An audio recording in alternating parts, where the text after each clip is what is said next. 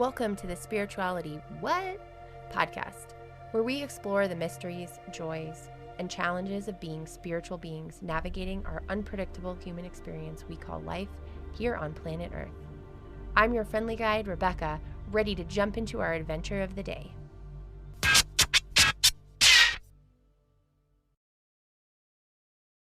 Hello, everybody. Welcome back to the Spirituality What? Podcast. This is Rebecca. It is Wednesday. It's cray-cray, middle of August. Like, what is happening to this year? And we today are going to dive into numerology as spiritual beings with Novalee Wilder. So Novalee is a Danish actress and artist turned professional numerologist, writer, and mentor, and she lives in Los Angeles, California. After a life-altering experience changing her name with the help of numerology, she was called to this tool. And now she offers this powerful tool of self-discovery and transformation to others. So you can schedule appointments, which I am definitely going to do for my birthday month this year in November with Novalee. So I'm really excited for that. She's also the author of A Little Bit of Numerology and A Little Bit of Angel Numbers, and the host of the Numerology Podcast and the founder of the Numerology School. So she is a busy bee. And we talk today about a lot of fun stuff. So I met Novalee for the first time recording this episode, which was really fun. It was a very different experience. I found Novalee on this website called podcastguest.com. And if you're interested in learning a bit more about what that website is, I'll talk about that in the outro for today. But to get into a little bit of today, we're going to talk about numerology in general. What is it? What is a name vibration? We're going to talk a little bit about Novalee and growing up in Denmark and kind of what religion meant to her growing up. How she got to numerology in New York with this name change. So that's kind of an exciting part. We're going to talk a little bit about her books and talk about base numbers. So first and second base numbers from the Chaldean numerology and their relationship to the name vibrations. So let's get to it. All right, everybody, welcome back to the Spirituality What? Podcast. I'm Rebecca. I'm here today with a new acquaintance, Novalee. Novalee, can you introduce yourself? Thank you, Rebecca. Thank you for having me. Yes, I can introduce myself. So I'm Novalee Wilder. I'm a professional numerologist, which means that I work with numbers and names and dates and angel numbers and pricing and titles and when you should do a thing and when you should not do a thing according to the day you were born and the name you carry. And I'm specifically focused on names, what we call ourselves, the name changes we go through in life. I'm also a raging feminist, so I also have opinions about like women getting married and taking on the last name totally. of men and stuff like that. Yeah. But I mean, numerology, I just want to like jump on that because that's probably your next question. Like, what is it?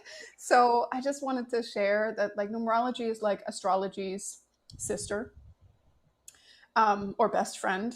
So I look at numbers. That's my map. Other people look at planets or zodiac signs. Again, other people look at like human design, or they go into the Akashic records and read maps there. And to me, all of these things, all these tools are like a way of reading the same map. So a numerologist will read the map of you through the numbers in your birthday and the energies of your name.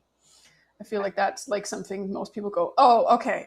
So the map is just looking, it's looking different, but it's still like the map of me. Yeah. Okay. And then specifically name vibrations are kind of like filters, which we all get in this day and age. And we know that a filter goes two ways. So it's both how we look at someone, but also it might be how they look at themselves. Okay. Yeah. So awesome. Well, it's going to be a really interesting conversation today. But before we jump into numerology, relationship to spirituality, relationship to our existence in these bodies on this planet, which is, I think, very related to our names. So that's going to be interesting. I want to ask you the question that I ask everybody on this podcast. It's the first question, which is, what does spirituality mean to you? So 10 years ago, I think spirituality was very close to religion for me, Okay. which was that I was like, that's a little weird. Or like I grew up in a country, I grew up in Denmark, and I felt like a lot of religious and spiritual things were perceived as something that you were a little bit naive or a little bit stupid or a little bit simple if you believed in these things. And as I have had a lot of spiritual awakenings and experiences, suddenly I'm like, spirituality is in no way separate. Like it is part of the fabric of what makes the world and what makes me me. And it gives me a language and tools that I didn't realize I needed, and a way to name things that I was always feeling and I thought we had just collectively decided to ignore. Mm. I was like, oh, we have collectively decided to ignore this information that is constantly actually being passed between us. Mm-hmm. So to me, like spirituality is also, I mean, energy work, Yeah. naming the energies that we are all impacted by and that we're surrounded by and that we grow up with. And even things like what I'm carrying of energy that's not mine. It might be yours, or it might be whoever I stood next to in the line at the grocery store. Like, yeah, there. It's like a language for all the things I didn't know we could name. Yeah. Cool. Yeah. Awesome. So I love that. I imagine I'm super into energy as well. And when you use the word like the fabric of our world, I imagine like a woven tapestry of, yes. all the energies and everything sort of together. And it's, it's really cool. Lots of connection. I love Denmark. Let's just talk about Denmark for just 2 seconds. Where'd you grow up in Denmark? I love that. Well, I mean, I grew up north of Copenhagen. Copenhagen is a central, city.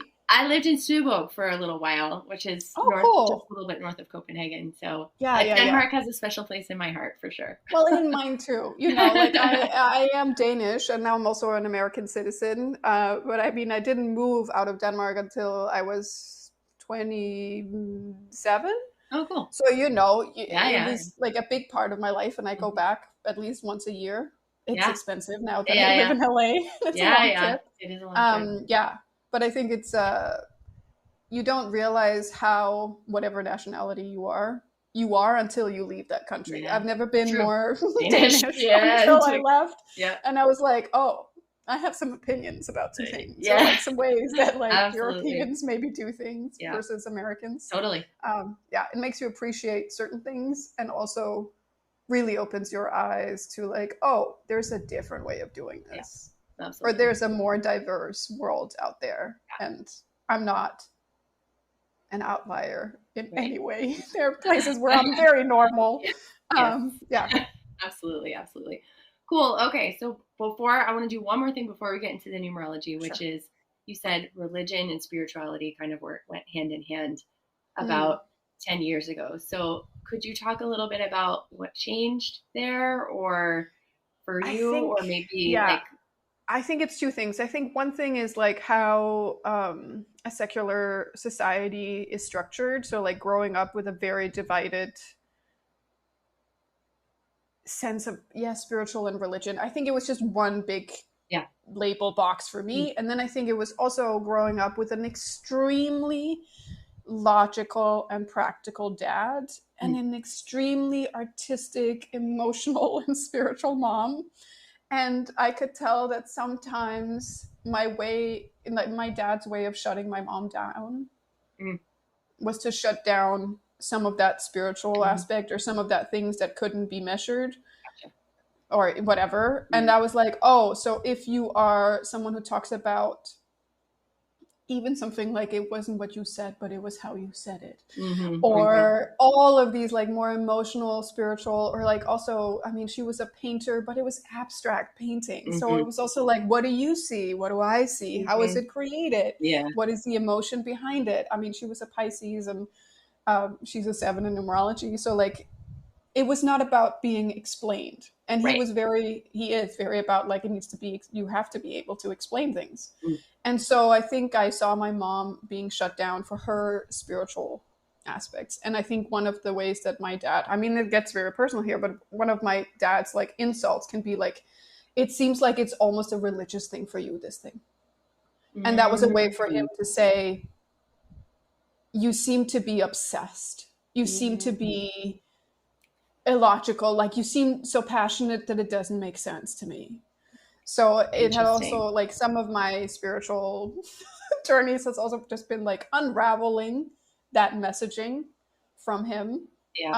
That I feel like was confirmed in society and people I was surrounded by, or even because I was also, or I am a trained actor, and I was in like the acting and theater environment for many years. And even there, where there's a lot like the ceiling has disappeared in terms of like what people like sense, still you're being taken more seriously and you're a more serious actor if you can explain yourself and how you get to a certain character or a certain outcome, where I'm like, you can also channel a character. I have done it. It is doable. You don't have to explain yourself. And I think I felt like I had to explain myself a lot. I still think sometimes I'm like, oh, I should have to I have to explain this to others. Interesting. Yeah. Or so it kind of had like a negative connotation then too. Yeah. I mean, to me, sometimes when people say, like specifically with my dad, I feel bad for him. He's a good guy. But sometimes like that religious bag or label, it's like, that's just a bad thing. It's just a bad thing. Where I'm like, I don't belong to any like organized religion, but I respect it. Totally. Yeah, exactly. I'm in the same camp. I kind of do my own thing, but like, to each their own. Like, that's why there's so many options, because we all have so many different preferences. Yes. Okay, cool. So let's jump into numerology now. You talked about a little bit of what it was. So how did you decide? You said you were in acting. Like, how were you like, I want to be a numerologist? Yeah, well, I think it kind of chose me. Okay. It's funny when we think we're in charge of our lives, and then we look back and go, someone else was deciding that for me. So back in 2014, I was studying acting in New York, and I had gone through a lot of identity shifts. I think I recommend for everyone to get out of your city, get out of your town, get away from the friends you have right now, even if they're great friends. I really needed that. I really needed to spread your wings. Spread my wings, yeah. And I went to New York. I didn't know anybody. Like, sure, I spoke the language, but with like a lot of an accent. And everything was just new and exciting. And I had the ability to kind of reinvent myself or like choose a new identity.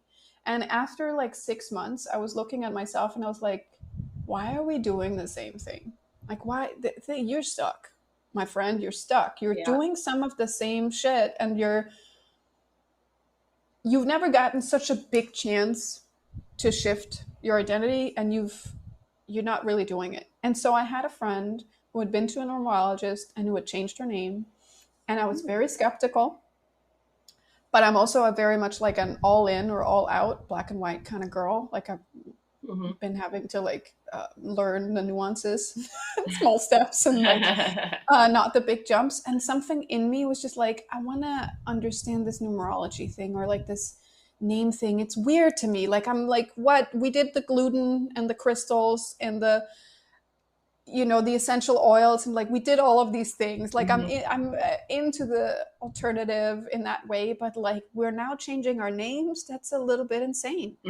And so I was talking to my friend, and some things that had shifted for her that really had gone from like being a big thing to completely disappearing in her life within like a very short period of time. And after the name change. After the name change, yeah. Interesting. And so I was like, I booked a session with a numerologist, and I was so incredibly like skeptical. I was like, whatever, like I'll just do it. I'll just try it. We'll see what happens. My ego was very like, no one is the boss of me. And then I had the session, and it was very painful I would not necessarily recommend getting a session with a brand new numerologist, because sometimes they don't really realize the impact of what they say. Because as numerology, like we can look very much like beyond, like underneath the hood of people very easily. It can get very intimate very fast. Yeah. And I think sometimes you don't have to like paint the full picture for people. You can just touch on it and you can go like, and you know. But she got in there. She explained some things and I was like, it's all true and it's very painful and I hate that you can see it and it's things I haven't told people and things that people can't know about me. And she was like, and I'm very sorry, but you can't keep any of your names. Like if you want to do this, sure, we can change some spellings and whatever, but like we literally would have to change your entire name. And I was like, this is insane. Let's do it. And so I did. It's easy to change your name in Denmark. You literally log in to like citizen.com. Yeah. In the Danish version, you put in the new name you want. You pay like $90, and then within 48 hours, your name is changed in all institutions and your bank and everything, and you get, you know, your new ID sent to you. Like it's very, very easy. So I did that. The name changed. I went to acting class the next day and was like, hey guys, I'm Nova now. And they were like, what? And I was like, yeah, I know you've known me for like 6 months as this other name, but like I'm Nova. And they were like, that's so weird, but I mean, I guess okay. Yeah. And then so many things in my life changed. Like, interesting. Intuitively, I started working on things that I had really ignored before. Like I intuitively sat down and worked on love and my connection to love and my understanding of love and like relationships and past trauma. And like, there was a lot of things that just seemed like a nudge or a pull. It was like a gate opened or something. Yeah. Something was like, do this thing, then do this thing, and do this next thing. And I'll make it easier for you somehow. Yeah. Like you don't have, and also you don't have to do so much. You can just let this happen. And so I also like kind of like observed some of my old patterns coming up and I intuitively was like, we can just watch the show. Like you don't have to engage, get back on stage with that dysfunction, live it out. Interesting. So within a month I started dating the guy that's now my husband. Wow. Yeah. And I saw cool. myself like a lot of the struggle and like I just, the identity that I had been trying to step into on some level, I just did.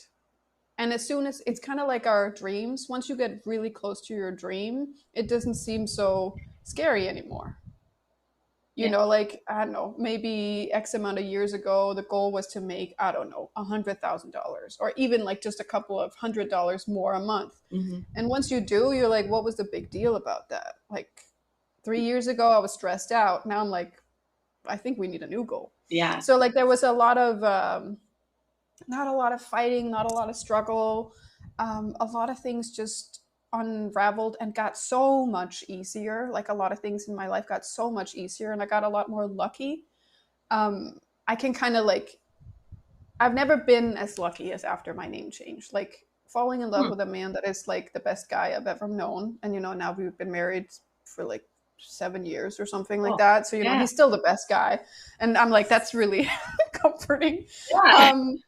So he's still the best guy. Like I got interested in the numerology thing. I started to study it. I realized I had a gift for it. I was like, that's really cool. Cause I thought I was just study it to know it for myself. But suddenly I was like, my teacher was like, you really have a gift for this. You know that? Like, and I was like, oh, cool. And she was like, you know, you could do it. Not just study it. You could like share it with other people. And I was like, oh, okay. And then we won the green card lottery. So like suddenly we could study and work in the US. And after I had like, we moved to New York again, because he's German, after the green card thing. And I mean, I just did numerology and it worked.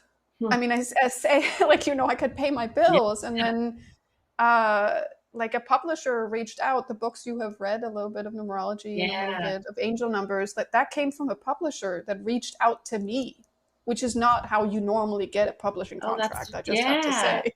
That's super cool. And they were like, you want to write a book about this? And I was like, you want me, who's like, English is my second language and I'm not that good at the grammar. But sure, I'll write a book about numerology. And then like when people started asking about angel numbers, I told my publisher, like, people are really asking about angel numbers. And they were like, you want to do a book about that? I was like, sure. Cool. So it's like everything fell into place. Yeah, not that there are no struggles. Life is still life. Of course, yeah. But a lot of things made me feel like I was supposed to do this because no doors have been as gently opened for me as the numerology. You're like more in flow. Yeah, and sometimes my old brain or my own pathways go, shouldn't it be harder? Like you should struggle more.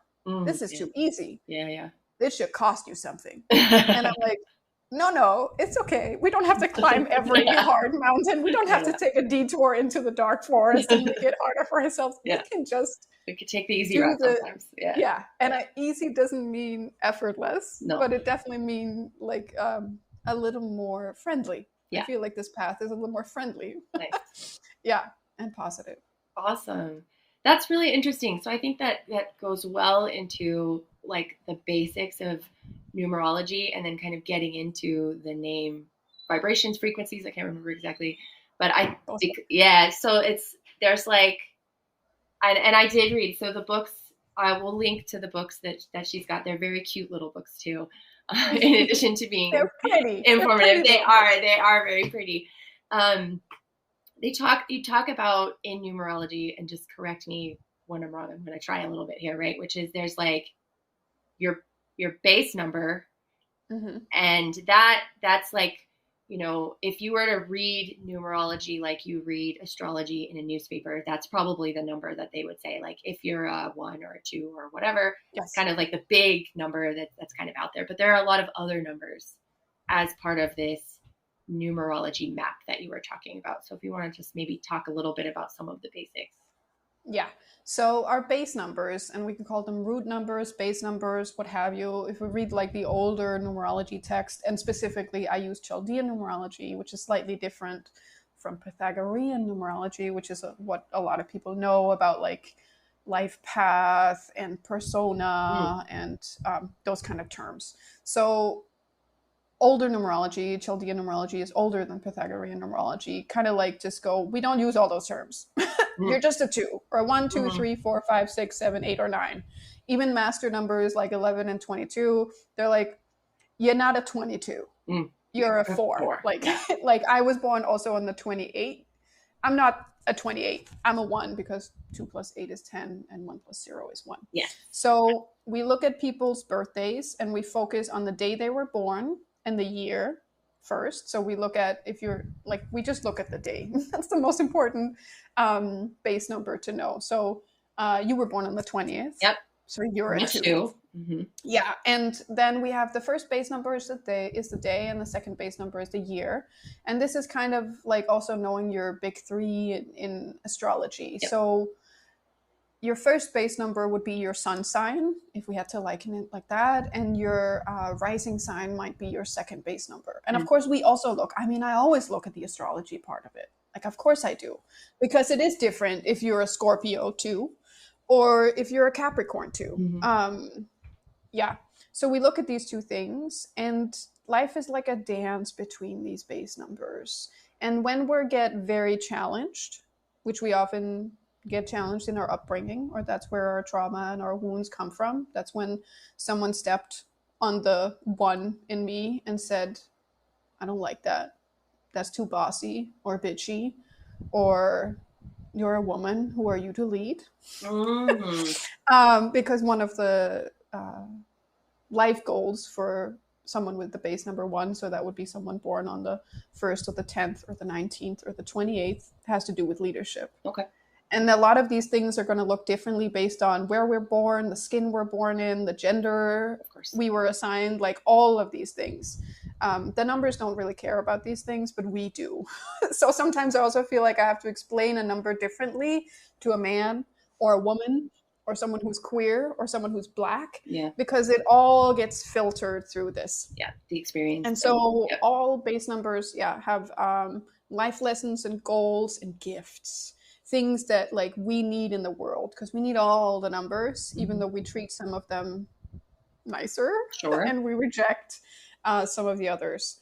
And then on top of that, like if we see the base numbers as kind of this beam of light that came to earth when you were born, and you're this specific light, this like brilliant, beautiful, never-ending light, and it's going to continue after you die. Then on this light, we put these glasses, these name vibrations. That means that both the light will look through these glasses and see the world a certain way, and other people will also look through these glasses and see the light a certain way. And that's how sometimes if people like you read about their base numbers in the book and they go like, I don't see it. I don't really see it. Sometimes these filters really impact us and we think that's who I am. Yeah. Because we can't take these filters off unless we change our names. And for most people, they keep most parts of their names throughout their life. They might change their last name, you know, and some people, they get married, they get divorced, they don't go back to a maiden name. They might, like I have had a few clients where they just use their middle name as a last name suddenly, but they're still they're still playing with the same pieces as they started with. And often when people get married, they invite in more of what they already carry.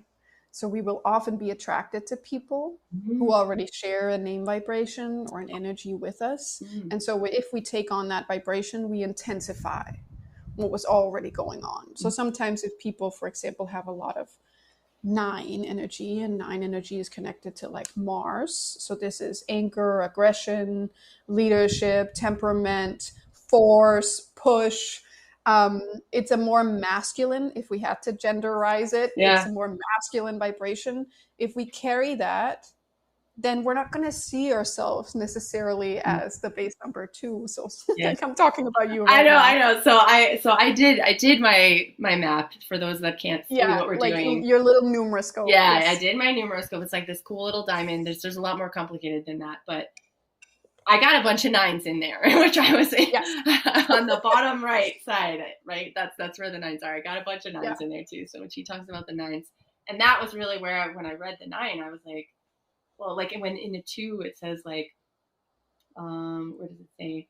Like they're not like, they don't come with an arsenal of weapons or a strong drive to succeed. And I'm like, I'm one of the most like driven people that I know. I was like, that's a really interesting like particular point. Of course you are.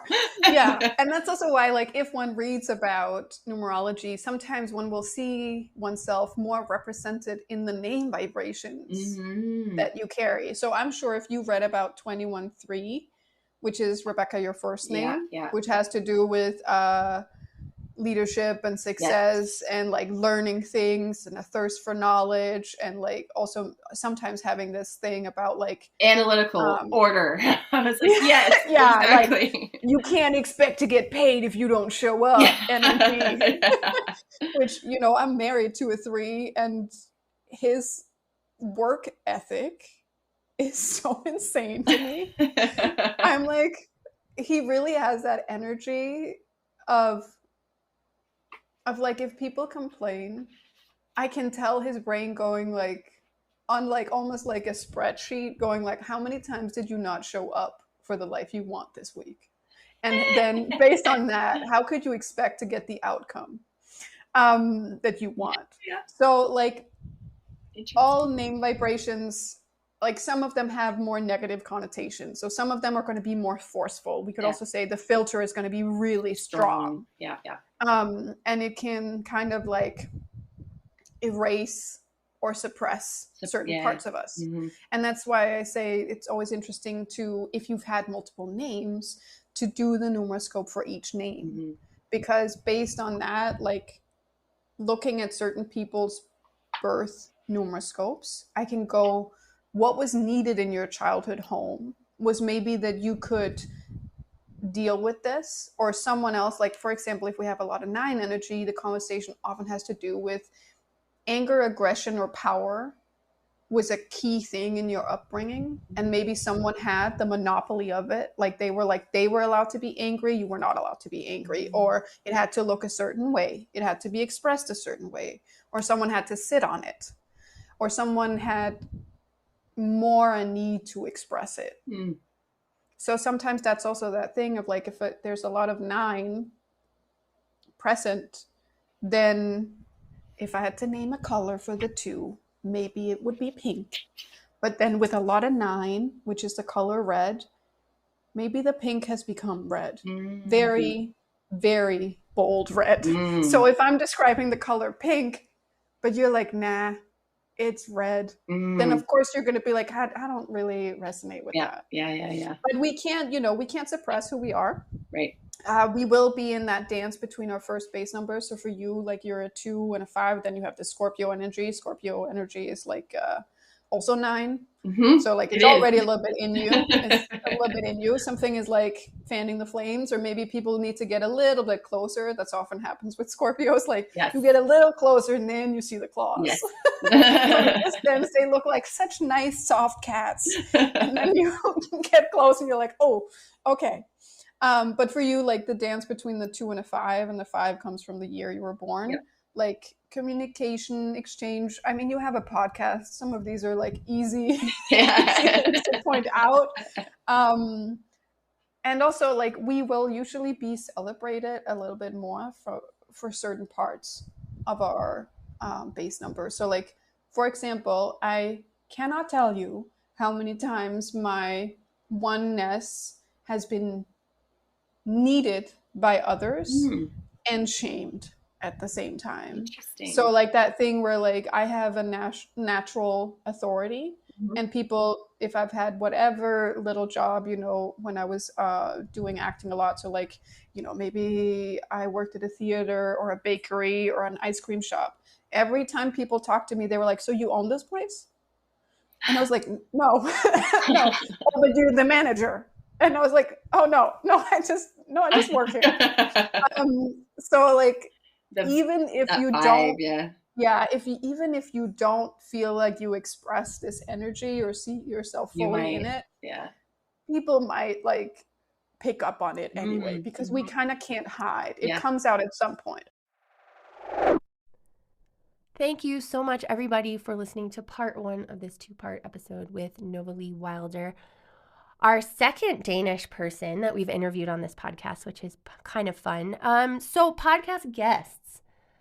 It is a website that I signed up for, which was actually really cool, and they help you find guests for your podcast. So the podcast isn't sponsored by Podcast Guests, but if you're getting ready to start a podcast, or you're like, how do I find people to be on my podcast, podcastguests.com is a great resource. It's really easy to use.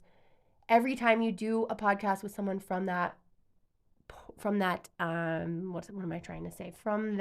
website, you can also do some additional marketing for your podcast. So it was really very easy to set up. I had a really good time. Go to their website. You can also use it if you're interested in being on more podcasts as a way to kind of get yourself out there a little bit more as well. And with that, I will leave it there. Please join us next week for part 2 of this numerology episode. We'll see you then. Thank you for joining me on today's Spirituality What? Adventure. Subscribe, rate, review, and share this podcast. Visit us on Instagram at spirituality.what to interact, tell us what spirituality means to you, and even provide some of your own personal musings. Human on, you phenomenal spiritual beings.